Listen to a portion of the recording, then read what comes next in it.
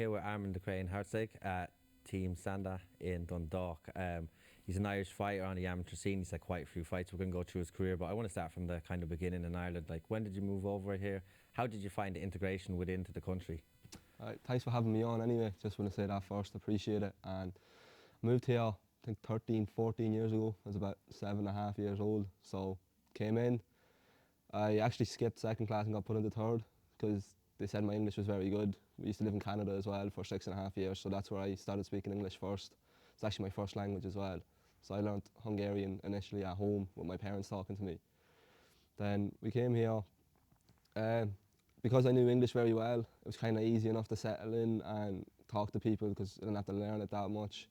So it was all right, but being from Hungary, I got slagged a lot, you know, asked if I'm starving and all, you know, stuff like that. So it was grand at the time. Like, obviously it's different coming to a new country and all, but I was kind of used to it. We've moved a lot in my life, so we've moved loads of houses. I think I've moved at least 30, 32 times, different houses, 3 different countries. So I'm used to having to meet new people, make new friends and all. But Ireland was the one where we decided to stay. So here now, 13, 14 years. Yeah, we're glad you stayed here. So you're settled here now. You like being in the country, obviously. So I want to go through your career then. Well, more not your career, how you started in MMA. What got you into it? What background do you have from before? So initially, when we lived in Canada, I seen the Chuck Liddell, Tito Ortiz fight. I think it was the second one. And from then on, I was like, this is the sport I want to do. Like, I want to do this and all. But I didn't know where to start. When we lived in Ireland, I went to a kickboxing gym before I started here. I think I must have been like 9. Got my yellow belt in kickboxing and then stopped as it was only light contact. You couldn't hit hard or nothing. I didn't really enjoy that. Tried boxing for about 3 weeks and just wasn't committed to it. So I played football for a while. Thought I'd be a professional. I was a professional sitting on the bench, you know what I mean? I wasn't getting anywhere with it. But then, about 15 years old, I walked in to the strong room, was what it was called at the time, before we moved over here. And I met Darren Sonic, and it was actually one of my mates. His name is Arnis. He told me about the gym. He was training over here, and I ended up coming up to Sanda, and been here ever since. So we're here about 7 years now. Yeah, so 7 years, long time, and obviously you've been here since then. Obviously you've got other teammates here that are doing quite well as well. You've got Jess, who just won the cage conflict belt. When you start MMA, like, a lot of people say they go in and they get the bug. Like, what was it like for you? Like, what made you want to do MMA after doing different things before? Like, when your first session, tell me what your first session was like. My first session when I came in, I hadn't a clue how to fight. I obviously had like a bit of a kickboxing background and all, so I had, I guess, okay kicks. Darren would probably say they were horrible, but my boxing was horrible. I used to box with my head down, swinging like this, and obviously there was no way like you could win a fight doing that. But that's where I started. I was kind of a bit afraid of getting hit and all. Like, I had 1 or 2 street fights when I was younger and all, but it was never anything like a martial arts. There's a complete difference between fighting someone who hasn't a clue what they're doing and they're just swinging out of panic against someone who's actually a trained fighter. So I learnt that very quick and very painfully. Yeah, no, but so we're gonna go on. You've like you said, you had the kick swap, but for your MMA amateur debut, tell us through, like, what feelings did you have coming up to it? Were you excited, nervous, anxious? Like, when this was coming up the week of, and then tell me what, like, making that walk and with the people around you, what was that like? Right, so my MMA debut is a weird one. I was meant to fight Shane Mullen a while ago, and then he ended up pulling out, so I didn't think I was fighting. And then the day before the fight, Darren texted me. I'm sitting at McDonald's with a Big Mac about to bite into it. I'll never forget it. He texted me and goes, "Do you want to make your MMA debut at 70 kilos?" So I was like, yeah, same day weighing 70 kilos on Cage Legacy, made it. So then I just put the burger back down, and then I was just like, right, we'll weigh in tomorrow. I had to cut it like, I think maybe 2 kilos or something. And he weighed in, and I was fighting Paul Stewart. He fights now at about 66 kilos as well. He's fairly decent, good start, good matchup for your first fight. But he's a grappler style, so straight away I was getting put in against grapplers. We knew what they wanted to do, take me down. It was a good test. I ended up winning it by guillotine, standing guillotine in the second round. Going out for it, I prepared well for backstage, and Darren helped me a lot. He stuck by me, made sure I was mentally ready and all. You know, your MMA debut is a big one, and if you kick it off right, it gives you a good run. if you make mistakes with it, then obviously you learn off it. But you want to start your MMA debut off a win, definitely. So it was very exciting. The walkout was really good as well. It was in I think it was in a GA hall, I think in Tala or near Tala. Can't remember what the GA hall was called, but I'll never forget walking out. I had a Hungarian flag with me, walking out to Johnny Cash, and my mom and dad and all were there. So I noticed them straight away, and it just kind of lifted me up, my spirit up and all. So it was good. Good. Actually, speaking of your parents, when you first said you were going to do kickboxing MMA, did they have any apprehensions or hesitations about you doing it? Because obviously it's a physical sport. Yeah. Well, my dad, he when he lived in Hungary, he was in the special forces. He was a paratrooper, so he's a hardy man. Like, so he was a lot happier than my mother was. My mom didn't like that I was fighting. She was always saying like, "Oh, we never hit you when you were younger, and all. Why are you letting other people hit you and all?" Like, but then now she's actually fallen in love with the sport. She loves seeing, like, she thinks like when the girls are fighting, it's a better fight than when the lads are, because they're more rough and all. She loves watching, especially girl MMA fights. But she loves the sport. She really keeps up with the UFC and all as well. So she kind of like changed her mind on it. She still like obviously worries about me fighting in there, doesn't want me getting hurt or whatever. But she understands that I can go somewhere with it, and I have good potential in it. So they support me now. But at first my mum was very wary of it. And my dad was fairly proud. He was happy enough with it. I'd say that, especially coming from the special forces, that's quite impressive, I must say. So, was that got to do with, actually, is that why you moved a bit, or? No, it had nothing to do with that. Like, back then, I think he was only like 20 or 21. He worked in the coal mines before that, and then back then in the army, you had to go into the army, and he got told, I think, that if he wanted to, he can join the paratroopers, and he was like, he didn't know what it was at first. They told him that he'd be jumping out of planes and all, and he was like, yeah, that sounds like it'll be fun. So he went into it. And coal mines as well. He's had a few hardy jobs, hasn't Yeah, he? he's a hard-working man, so I'm just gonna do my best to make him proud, you know. Perfect. And then moving on, you've had more fights since then. Like leading up to, I want to get a couple of fights before the IMFs. Is there any fights that stand out in your next few fights before the IMFs? For myself, is there any fights? Yeah, like is there any fights that like obviously you fought Nahom before, you fought the likes of Ryan and stuff like that. Yeah. So like, do you want to talk us through maybe the first Nahom fight? Obviously because he's going to be your opponent. And obviously you lost, but just talk us through the fight, how you felt, the preparation, and then now going forward, what's going to be different to the way it was then? Well, with the first Nahom fight, I wasn't initially fighting Nahom at first. I think 2 weeks before the fight, my opponent pulled out. I was meant to fight Jacob Kasori at a Paddy Houlihan's gym, and he ended up pulling out, taking a Cage Warriors title shot, which is fair enough. Like, it's a good opportunity, do what you need to do. And then Nahom stepped in, so in a sense, I myself didn't know what it was completely different change of fighter and all, and that can happen. But went into the fight, I was doing well in the first bit. I was beating him with striking. I nearly caught him with a guillotine, and then near the end of the round, I made a mistake going back into his guard, not respecting his jiu-jitsu that he has, because it is good. He's a good level grappler, so made a mistake. He triangled me, and then I went for a nice sweet sleep. So that seems to be a team which you don't tap, do you? You go to sleep. It's not like I don't mean to tap. Like, I tapped against Mario when he got me in the mounted guillotine. It's not like, I don't do it in like a disrespectful way. Against Andrew Barrett, I didn't tap because I heard Darren shouting like, you have 15 seconds, you have 10 seconds. So I thought I could survive, and then next minute I have Deck Larkin and an ambulance man in front of me telling me, oh, where am I from, what's my name and all. So it's not like I do that out of disrespect or anything like that. If I feel like I'm going to be out, I'll tap. But even my last fight, when Victor had me in a triangle, I thought about tapping, but then I was like, I'll just go to sleep instead, you know. But thankfully I didn't, so I got out of that. I survived that. But I feel like with a choke, like if it's really, really on, you can tap it. But at senses, like if you're moving in the right way, chokes can loosen. Especially if you play it right, your opponent might even think you're already asleep. They might loosen it a bit. So. And then you seize your opportunity. That's like it.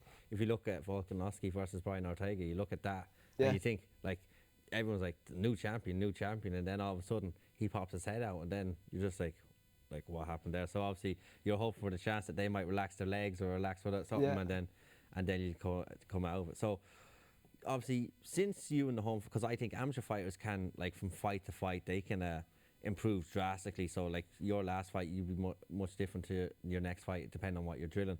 what do you think is going to be much different between the first fight and this upcoming fight? Well, I know I'm a completely different fighter than I was back then. I was very K1 orientated back then. My grappling wasn't at the level it is at now. My knowledge of the sport wasn't there either. So like I know mentally I'm a lot tougher now. I'm a lot better of a fighter. I'm a lot more experienced as well, and I understand the game a lot more. So I'll understand a lot of the positions that I'll be in a lot better.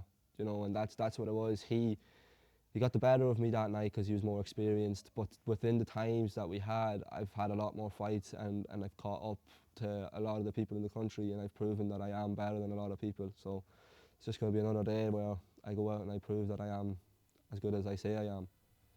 Yeah, no, because he actually had a gap as well, and you've been consistently fighting since you've started fighting as well, and like that you've had some really good wins. I really liked the Rory Lavery fight actually as well. That was very quick. That was very quick. That was a very nice fight. Obviously you had Victor recently, but I actually want to ask you a question. What you touched on when you go to sleep like you do, when you wake up with Dick Larkin, with the Amnesty team, like what kind of a feeling is that? Like, does that not at some stage scare you and go, wow, like where am I? Like I know there's a referee in there, so if I do go out, I'm only going to be there for so long, and they're there to protect me, like I'm safe. It's not like I'm out in the street and some fella's choking me out and keeping the choke on, like, you know. So it's all right. Like if I wake up and I cop on, I'm like, all right, I lost. Like it is what it is. I've lost plenty of times in this game to understand that, right, it's time to rebuild, reassess, do what we're doing wrong. Darren will come up to me, tell me what I done wrong, and we'll just fix that and continue on with the program. You know, we have something planned, and it's not like I'm trying to become the greatest amateur of all time. Like, you know, that's not the goal. Yeah, because obviously there's a pro career in the future, and amateur is really kind of, you want to, not that you want to pick up losses, but you're better to get these losses here, and then obviously you learn things from the losses going forward. One thing that I actually like about you and your fighting is that because you've got the K1 background, everyone wants to take you to the ground. Like you've so many like submissions. Like how does it feel when people, do you think people do underestimate you? They look into you, think, oh, he's a kickboxer, and then they come and then you end up putting them out. I definitely do think like people underestimate my grappling. They look at like even the gym and they see how we are very striking focused, as a lot of people think, because what Darren likes to do is, if you know you're under 18, at the time when I was training to get ready for MMA, there was no teen MMA at all. You know, like there's body shots and takedowns and all. There was none of that. It was just K1, you're 18, fight MMA. You know, so we used K1 as a preparation for striking, getting used to the shows and all, and getting used to what it's like to get hit and everything. So we just done a load of K1 fights, and thankfully once I turned 18, in came the titles opportunities, and we got to seize them, you know. Yeah, because you actually have a Clan Wars title yourself, isn't it? Will I grab it? Do you want me to grab it? No, I'm only joking. I'm only joking. Yeah, so tell us what it's like to fight on Clan Wars. What kind of, I've heard they're very good shows, it's very well ran. Like you've fought on there before. How are you looking forward to fighting on this next one? Yeah, so my first Clan Wars fight was against Mickey Doran for the K1 63.5 kilo title. It was in Ulster Hall as well, which to this date I'd say is probably the best arena I fought in. It was the walk, everything was just unbelievable. It was just after I won my European title over in England. It was like 3 or 4 weeks after it, and the way it was like a lot of people expected me to lose. Mickey Doran was a heavy hitter, a good fighter, like, but it was a K1 fight, and K1 is my game, so done the right things, used the right attacks, used my jab well, and kept my distance well, so ended up winning it. The whole walk and everything was amazing. Like Clan Wars, they're very good at setting up a good show, especially with like an arena like Ulster Hall, or even when they were at, I think, the Baker Stadium up past Belfast a wee bit. Even that was really well set up, so they do really have good shows, and I love fighting on Clan Wars. It has a good buzz to it. And also, obviously, you're going to be fighting for the title again. It's going to be another really good fight. Going forward, like going past that, you've been to going past the fights we've talked about. You've been to the IMAFs. Tell us about your preparation to that. How you feel you got on there, and your biggest takeaway from the whole event. Well, with the IMAFs, I didn't really prepare specifically for the IMAFs. I fought Mario 3 weeks later. We went to the IMAFs, right?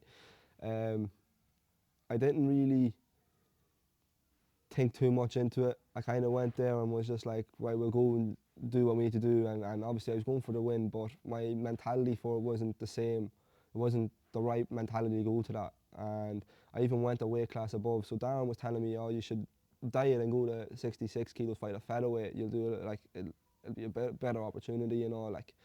And I said, nah, I want to do 70 kilos. I'm 70. I'll walk around at 70. You know, he's like, well, there's going to be boys there that are going to be in sauna suits sweating at like 5 or 7 kilos off. And in some sense, I should have listened to him, because there were some big boys there at 70. I was walking around looking at everyone. I was like, see my weight, is he my weight? Trying to figure out who I'll be fighting and all. But I ended up fighting a very good wrestler, a good strong lad. So went into that fight a bit too laxy lazy and made a few mistakes. Didn't be as aggressive as I wanted to be, and I learned a lot from it. I watched a lot of the boys from Bahrain or Dagestan or whatever way you want to title them, but I seen their style and I started understanding the grappling game more, and I said, hold on a minute, right, now I need to really focus on my wrestling and all, and that's what I've been doing a lot since the IMAFs. So people are seeing that now, you know, my grappling has started to catch up to, well, I'll never probably catch my striking level because it's so good, but it's catching up to me, making me a lot more as a mixed martial artist as I can be. I want to be complete.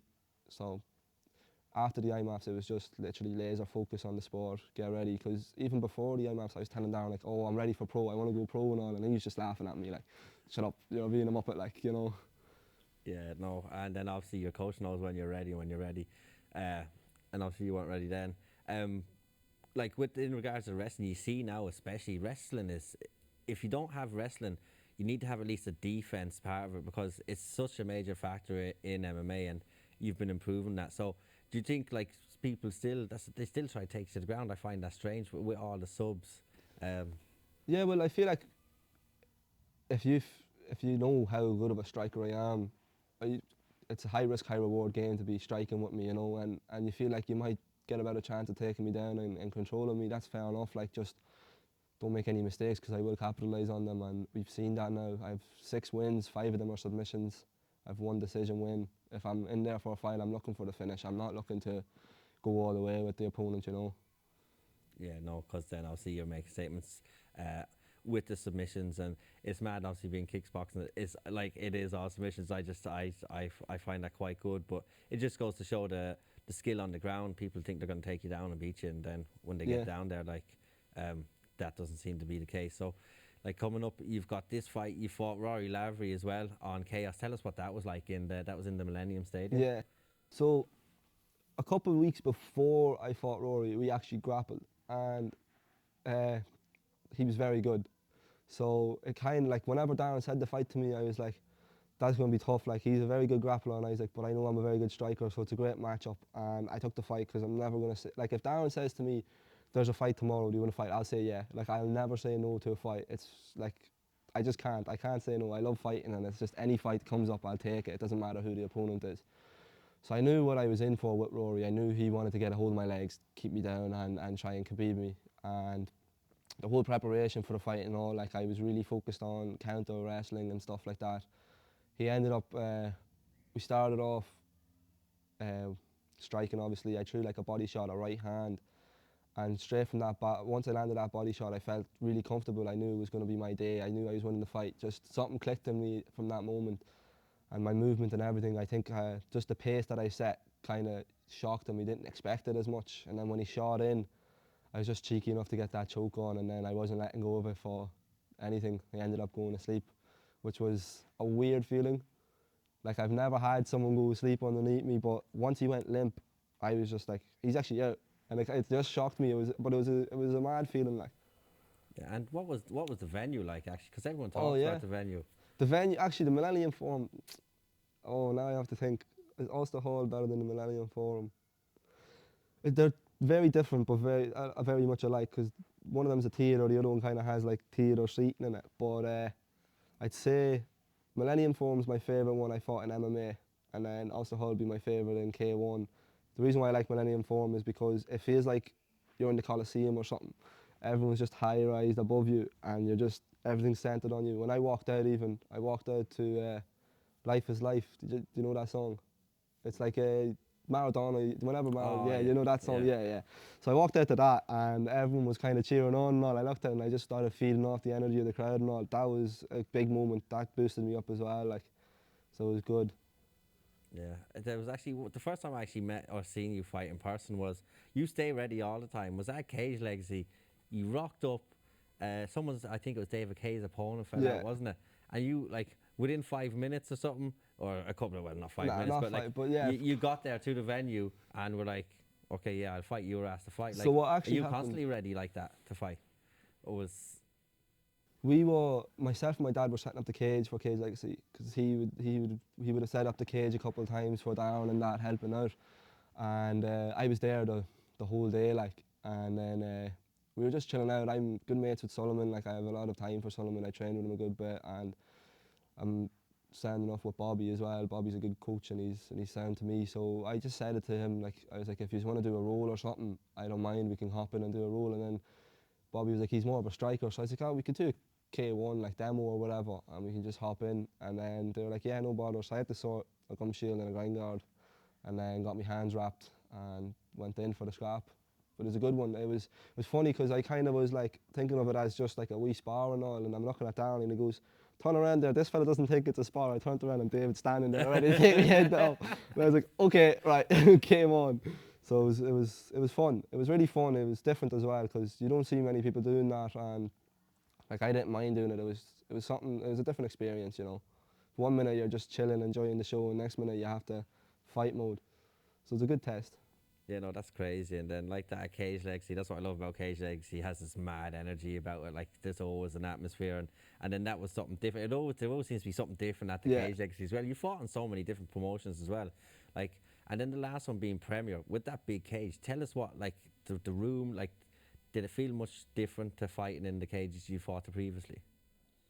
So I didn't really notice much of the room because I grappled most of the fight, Yeah. right? But I noticed that with the way I fight, my movement that I have with the no, with me not hitting the wall, I felt so free. Like I felt like I was even on the mats here, just having like a one-on-one spar with someone using the whole mats or something. The cage was massive. And I usually am someone who fights off the counter and kind of have my back towards the fence. But this time I had him pressed up and I had so much space where like he was never really hitting me much, but I couldn't see anything. The lighting wasn't the greatest at the show, as you've seen yourself. So I kind of was just like, if I can't see a box, it could put me out. You know, it's always Yeah. the ones you don't see that hurt. So I was like, right, let's start grappling. And then after he threw like a body kick in the first round, I caught it and took him down. Went in, was controlling him well, but I made a wee mistake and he ended up getting a triangle on me. Now that was probably the tightest triangle I've been in my life, apart from whenever I got choked out. But Yeah. I got lucky and my hand got caught. So my hand was kind of on my chin, on my neck, and it gave me a little bit of time to like try and breathe or whatever. But I'd say even Jess and Darren were in the corner and they probably thought it was nearly over. Voice in my head was telling me to tap, it's over and everything, and I said, nah, I can't lose to this fella. It's like, no way. So I ended up relaxing myself, composing myself, and he made a mistake himself because he turned around to Derek Hickey and said, oh, I think he's out. And he kind of loosened a little bit. And I went, no, I'm not out. I'm still awake. Yeah. Do you know what I mean? Just to let the ref know before he does something that like it's going to ruin the fight on myself. And then I ended up turning out of it and just getting out of it. So I just stood up and I was like, I'm not going back in there. And then hit him with a leg kick and decided to dive back in for a takedown. But it was a very good experience. I really enjoyed like the UFC size cage and I felt at home. Yeah, no, that was. You talked about your composure there in the when you were in the triangle. Like, talks if that was you earlier in the career, in your amateur career, would you have panicked a bit and tried to move and so just explain to people like if you're trying to move when you're in a triangle like that, does it actually make it worse? You need to just wait for the right moment to try and pop out. So with that triangle, like I was right beside the cage, so I didn't have much space to move either. Like I had to like really, really calm myself down. He underhooked my leg as well, which when you underhook a leg with a triangle, it's basically game over. It's very hard to get out of it, but somehow I just ended up kind of sitting on my arse, letting my leg fully extend out, and I was just able to like just recenter myself and just calm down, and I knew like, right, we're not tapping here. If we go out on a shield. That's it, end of story. But he was going like full on straight away. So I was like, he has to burn his legs out. It's about who's gonna be able to last longer. So I just knew to stay calm and stay relaxed, breathe when I need to breathe, and hold on when I need to hold on, and he ended up giving up on it and making a mistake. So I ended up getting out of it, but it was very, very close. It was the longest 20, 25 seconds of my life. Yeah, I can imagine Yeah. it was, because it looked pretty tight from my angle as well. Obviously, you won that fight. There was a bit of controversy at the end that they called out the wrong name or something. Like, how did that feel when his name got called out first, and then you're like, So after your performance, you obviously knew that you'd won, and well, you'd presumed you'd won. I knew I won. I felt like I won all 3 rounds. The judges ended up scoring him the first round because of the triangle, but I still don't like. It's like me attempted to jab you in the face and getting scored for it. Do you know what I mean? Like if I get out of a submission, you can't get many points for that. It doesn't. In my head, it doesn't make sense. But I ended up winning the last 2 rounds. I dominated him in the second. I landed a lot of open, clean shots that that were unanswered, and I felt like the fight could have been stopped there. But he ended up surviving it. The third round as well, I ended up dominating him, slapped his head off the cage and everything whenever I had him in a body lock. So I knew I won the fight. I was certain. So we're standing, and they say, "Oh, in the blue corner or in the red corner, whatever." They raise his hand, and I kind of looked, and I just went, "Someone's joking here." Kind of dropped to my knees, and I just said, like, "I'm not doing this sport anymore." I literally said to myself, "I'm not doing this sport anymore. Like, how am I after getting robbed this badly? Like, what's the point?" And then I was like, I kind of just got up and just walked out. Didn't want to shake hands or anyone, nothing. I think I said, "Well done to Victor." Can't blame him for anything, you know. Like it's not his fault. He came in to fight. He fought his heart out, whatever. Said, "Well done." Walked straight out. Went to the medical room, and then there's a bit of commotion going on. And when I sat down to the medical rooms, the doctors were like, "Oh, please calm down. Don't do nothing." I wasn't gonna swing a chair at him or anything, but I was calm. And then in comes the referee, Derek, and he's like, "Right, there's been a mistake. Armand's actually the winner. Here's the scorecards." Showed it and all. I just looked at your man and I goes, "See you later." I was just buzzing then. So it changed very quickly, but to not get your hand raised in the cage, it didn't feel like it still didn't feel like I won. Do you know what I mean? Yeah. I can imagine what you're feeling, but I can imagine what he's feeling then as well. He thinks he's won a fight. He gets to the back, and then he's told this. I can say his emotions went from, like, yours went from down here to up there. His went then vice versa. And unfortunately, sometimes these things do happen. It's unfortunate, but at the end of the day, the result came out the way it should have. We talked about the IMAF again. Is that something you'd like to do actually going forward, or is the IMAF chapter closed for you? I would like to do the IMAFs again. Definitely. I'd like to go in there with a different mentality, the mentality I have now and the experience I have now. I feel like I could go in there and actually like medal and do something with it and finish even first. But right now I just want to clear up Ireland and win as much Irish titles as I can and do as much in Ireland as I can, and then look towards the IMAFs or see what's next. It's up to Darren really. Yeah, because he's obviously the best person to know when it's time to go pro. Obviously, I'm not going to ask. I was going to ask you when you think you go pro, but obviously that's going to be taken a step-by-step process, as we just said. Darren will figure that out when the time is ready. I'm going to ask you a couple of questions. What does Darren actually mean to you as a coach? Like your progression under his guidance. Well, Darren, he helps you in training and outside of training, like anything you need. Like Darren would be like another father figure as well to me. Even though like obviously my dad's around and all, but like if I ever needed anything from Darren, like he'd always be there for you. He helps a lot with coaching as well. Like he's so obsessed with the game that like the energy he gives out, it just comes to you, and you get so obsessed with it as well. Like everything he coaches and does, like he makes sure it's like the correct way, it's the right way. If you're doing something wrong and if he doesn't like it, he'll make sure you do it right. And he always wants what's best for us. He always like does try and get us the hardest fights. Sometimes I wouldn't mind a can or two, but he does always look to get us the hardest fights and make it as tough for us. But at the end of the day, I have full trust in him, and I know what he is doing is all for the bigger picture. Like we're not coming in here to rule the amateur game. We will take over the amateur game soon, but we're going for the next step. We're going for the professional scene, and people will see that we're a young club. I feel like, I honestly think we probably are the youngest club in Ireland, and we're still competing with like all the bigger clubs that have loads of more bodies and quote unquote better bodies and all this talk. There's only at the moment where there's like 7 or 8 of us getting ready for fights now, and we're just pushing each other to the limits, and we're doing very well, and a lot of people will see that now. You know, like a lot of us are 18, 19, 20, 21, 22, Like I think 22 is the oldest active fighter on the team. Wow, that's a young gym. So then, especially with the way they're learning now, they're gonna. It's just as they get into the later years, you can only imagine how scary and how progressed they're gonna be. It'd be terrifying. But it's all thanks to Darren. Like he's put all the effort into us, and he means a lot. So does the gym. So does everyone around us. But he is a good man. Yeah, no, he isn't. Obviously, like you say, I know you're messing saying about the cans, but if you look at like your losses, Nahom, Mario, Andrew, like Ryan Shelley, like they're the best of they're the best around. So that's only gonna benefit you going forward, and obviously he's taking these fights for you, so you get put in these different positions in your amateur stage. Because once you go pro, it's 0-0 and there's no going back. That's it. That's the plan. Like the way we're looking at it is like, right, I'm gonna fight like say the best grappler in the country. He might beat me, he might not. But if he does, we'll see what mistakes and what style we have to come up against. That's why the IMAFs is very good as well. You're gonna come up against different styles of grappling, of striking and all, and you'll learn all your mistakes here. Like this is my apprenticeship. Yeah. And like this is me getting ready to go off and actually do my job and create my own business, and that's the plan. So right now we're just getting ready to become a fully accomplished MMA fighter and a fully complete mixed martial artist, and then go into the pro scene. We're not rushing anything though, so. Yeah, no, there's no point, like you said, and I love that I'm catching your journey at the amateur and I can follow it then through the pro from here.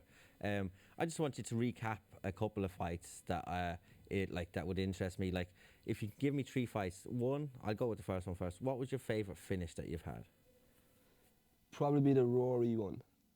The Rory finish was very good because a lot of people thought he was just going to absolutely tear me alive. Like I've heard a lot of people telling me that one shocked a lot of people, which to me I find a wee bit disrespectful, because I'm not a horrible fighter, I know that myself, but people obviously rate him highly, so it was a big win for myself. That was a good one. I liked that finish, and I ended up putting him unconscious as well, so that just shows as well that like I have a tight choke. So Yeah, 100%. The next one would be, what was your favourite fight? Whether it was a back and forth, it was like that, another quick finish, or what would be your favourite fight that you look back on and go, Jesus, I really like that fight. yeah, my all-time favourite fight would be myself and Owen Kelly for the ISCA title. It was a 5-fight war, like, so Owen Kelly was training out of Keane Kelly's Dream Warriors, and went in first round, like I just came out as a ball, combinations on combos, and he kind of started slowly. I kind of took advantage of that, but he came back into it, messed me up. He started throwing these kicks to my back leg because he was a southpaw, and at first I was like, how am I meant to block these? I was kind of a bit confused in between the fight. I ended up learning to check what I'm going to use to stop it and counter it and all, but that was a fight where like I had to dig deep, I had to really like show off my skills and show off everything I could do as a striker, and that was definitely my favourite fight. It was really fun. I wonder, can I find that on YouTube? Can Yeah, I it's give up. that a watch? It's up on Strictly MMA. Yeah, I'll find that and give that a watch. And then the last one, what fight did you learn from the most? It doesn't have to be a loss either. It could be a fight where something happened mid-fight, you had to change up. What fight do you think you gained the most kind of knowledge or experience from, or where you knew you had to change something? 2 fights. So the Mario fight, I knew I had to get a nutritionist, because before it, for my recovery, it was horrible, and I ended up either getting food poisoning or recovering too much, and I got sick. I ended up getting vomit in the morning and fighting on. I just wasn't 100%. And then the fight at the IMAFs was when I was like, I need to prepare myself more mentally for these fights, be a lot more focused on it, and make sure that like I'm in fight mode. So you can't walk around all the time ready to fight, but at the time you need to be ready, or if you're not, then you're gonna mess up. And after the IMAFs and after the Mario fight, I was like, right, this is what I need to do to prepare myself, and this is what I need to do to step up my training. And then you actually brought Yannick McGee on board, wasn't Yes. it? And he's been on board with you since. How did you find Yannick? And obviously your weight's been on point every time, so he's obviously very good at what he does. Yeah, he's brilliant. He's experienced as he's a fighter himself, so he's been through it. Like, that's why I always recommend him to everyone. He's had his own fights, he's done his weight cuts, he's done all that as first-hand experience. And then with me, I've never had a problem with him. Like, I fought his teammate the first time we actually went through the weight cuts process and all. I was getting ready to fight Rory, and he was like, look, this is work, like I'm gonna help you make weight perfectly, you know, like I'm not gonna try and mess you over or anything, like, you know. So he's been very sound with me, helped me a lot, and every weight cut I've had, the recoveries have only been better and better. You know, the weight cuts gotten easier as well, but the key part for me was recovering, because I had an idea of how to lose the weight, what to do with the weight cut, and then he made my brain a lot more educated, but it was the recovery that I was missing out on, and that's what he helped me a lot in. Yeah, because a lot of fighters don't understand. They go and try and train hard and do this and that, and they don't realize recovery is part of the training as well, and whatever. And obviously, it's actually mad the way your body works with certain foods and stuff, and he knows all that, so he's very good. One last thing before we go is, at the end of your career, like, do you have a word or a phrase, or what would you like to be known as once it's all said and done?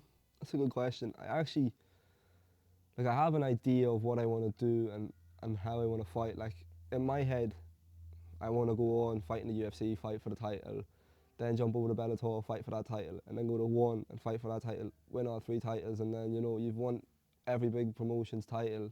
There's only one thing they can call you. But realistically, I just want to be remembered as, like, someone who is honest, humble, a bit cocky as well, a bit confident. Obviously, you have to be, but I just want people to know me, like, that I've just been true to myself and been myself the whole time. You know, I'm not trying to put on a front and pretend to be someone else and be a character and all. It's not what I've ever tried to do. Anytime I'm at the shows, behind the camera, and just speaking to you, I'm the same as I am right now on camera. So it's just what I'm going to continue to do. Perfect, thank you. Thanks for answering my question, saying it was a good question, because Nahom said it wasn't. Well, fuck him. No. All right. Thank you very much for your No, time. no problem. And Thank have a you, good day. Bo. Appreciate Thank you. it.